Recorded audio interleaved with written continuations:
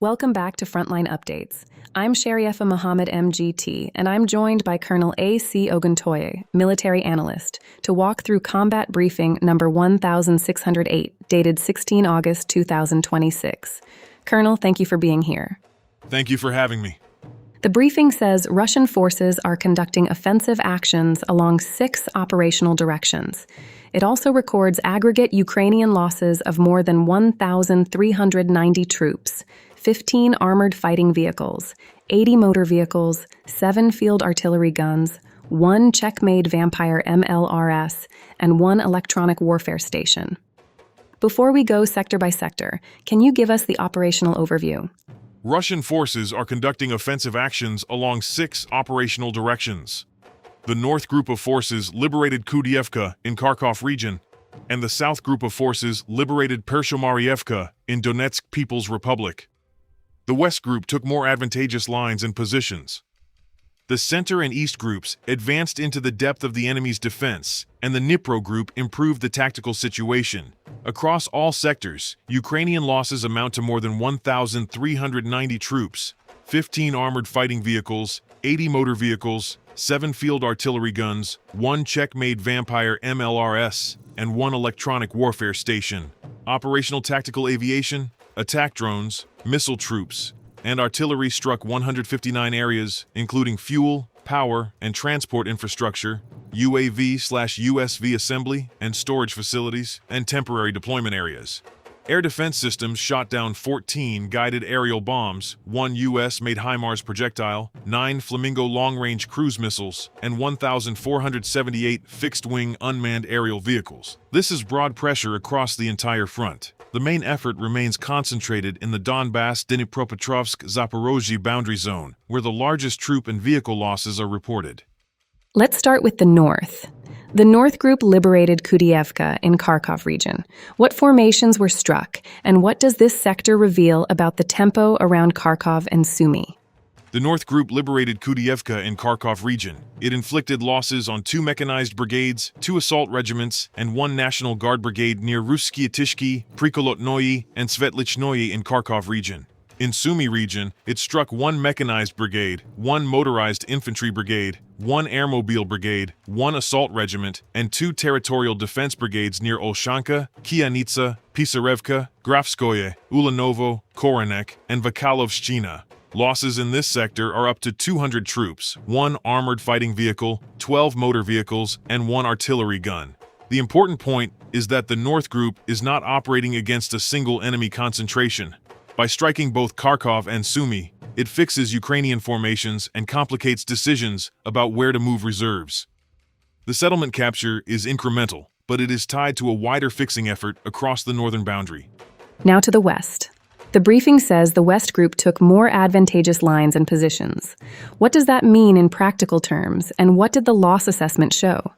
The West Group took more advantageous lines and positions. It inflicted losses on 4 mechanized brigades, 1 Marine brigade, and 1 border detachment near Selishche, Izium in Kharkov region, Mayaki, Lozovoye, and Volchy Yar in Donetsk People's Republic. Losses were more than 210 troops, 4 armored fighting vehicles including 1 U.S.-made M113 armored personnel carrier, 15 motor vehicles, 3 field artillery guns, including 2 Western-made. Taking more advantageous lines and positions is less visible than a settlement capture, but it can improve observation, cover, and the ability to bring fire onto Ukrainian logistics and forward positions. The destruction of the M113 and 2 Western-made artillery guns continues the erosion of Western origin and NATO standard systems. That is one of the long-term pressures running through this briefing. South Sector. The South Group liberated Pershomaryevka in the Donetsk People's Republic. Can you break down the engagements and the loss pattern? The South Group liberated Pershomaryevka in Donetsk People's Republic. It inflicted fire damage on 3 mechanized brigades, 1 mountain assault brigade, 1 airmobile brigade, and 1 assault regiment near Slavyansk, Shabalkovka, Kramatorsk, Vysokoivanovka, and Nikolaevka in Donetsk People's Republic. Losses were up to 250 troops, 1 armored fighting vehicle, 21 motor vehicles, and 1 artillery gun. The loss pattern is notable because the motor vehicle count is high relative to armored fighting vehicles. That suggests the group was striking movement and logistics rather than only direct combat vehicles. A settlement liberation in this area maintains incremental pressure in Donetsk and supports the broader offensive effort. Center sector now. The center group advanced into the depth of the enemy's defense. Which formations were engaged, and why does the destruction of the Czech-made vampire MLRS stand out? The center group advanced to the depths of the enemy's defense. It engaged 3 mechanized brigades, 1 Jaeger brigade, and 3 National Guard brigades near Raiskoye, Dobropolye, Rubezhnoye, Drushkovka, Lenina, and Sergeyevka in Donetsk People's Republic. Losses were more than 365 troops, 5 armored fighting vehicles, 7 motor vehicles, and 1 Czech-made vampire MLRS. The Vampire MLRS destruction matters because it removes a rocket artillery system that can strike from longer ranges, which affects Ukrainian ability to disrupt Russian ground movement and logistics.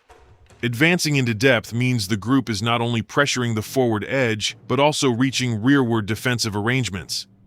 The higher troop loss figure in this sector is consistent with the main effort. East sector. The East Group continued advancing into the depth of the enemy defense along the Dnipropetrovsk and Zaporozhye boundary. What did it strike, and what does that boundary zone mean for the campaign?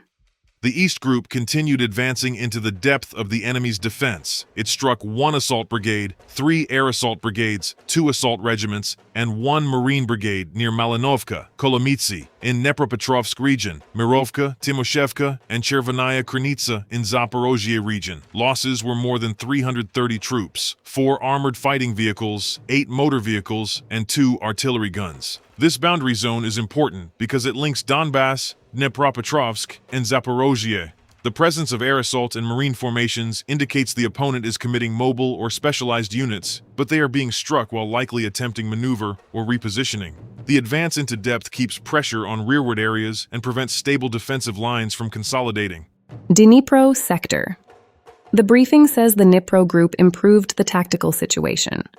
What exactly does that improvement involve, and how significant is the neutralization of an electronic warfare station? The Dnipro Group improved the tactical situation. It inflicted losses on 2 mechanized brigades, 1 mountain assault brigade, and 1 assault regiment near Malokaterinovka, Grigorovka, Dimitrovo, and Yulyevka in Zaporozhye region.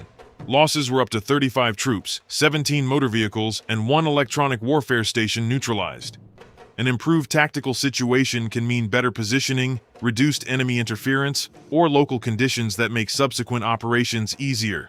The neutralization of 1 electronic warfare station is particularly important because it reduces local jamming and early warning. That improves conditions for Russian strikes and artillery targeting. The motor vehicle count suggests that a movement or logistics signature was struck, even though the troop count is lower than in other sectors. So the electronic warfare loss has an effect beyond the immediate tactical contact? Yes, it has an electromagnetic dimension. If local jamming and early warning are degraded, the target area becomes more permissive for subsequent detection and strike. That can amplify the effect of the 17 motor vehicles and other damage without requiring a large troop loss. It is a local enabling effect, but it can shape the conditions for follow-on operations. Let's now treat Operational-Tactical Aviation as its own campaign-shaping domain. The briefing record strikes on 159 areas, and air defense shot down 14 guided aerial bombs, 1 U.S.-made HIMARS projectile, 9 Flamingo long-range cruise missiles, and 1,478 fixed-wing unmanned aerial vehicles. How should we understand this domain in relation to the ground sectors? Operational-Tactical Aviation, attack drones, missile troops, and artillery struck 159 areas. The target set included fuel, power, and transport infrastructure, UAV/USV assembly and storage facilities, and temporary deployment areas. This is not simply supporting ground forces. It is a campaign-shaping effort because it degrades the Ukrainian ability to generate long-range strikes, move reserves, and sustain frontline units. At the same time, air defense systems shot down 14 guided aerial bombs, 1 U.S.-made HIMARS projectile, 9 Flamingo long-range cruise missiles, and 1,478 fixed-wing unmanned aerial vehicles.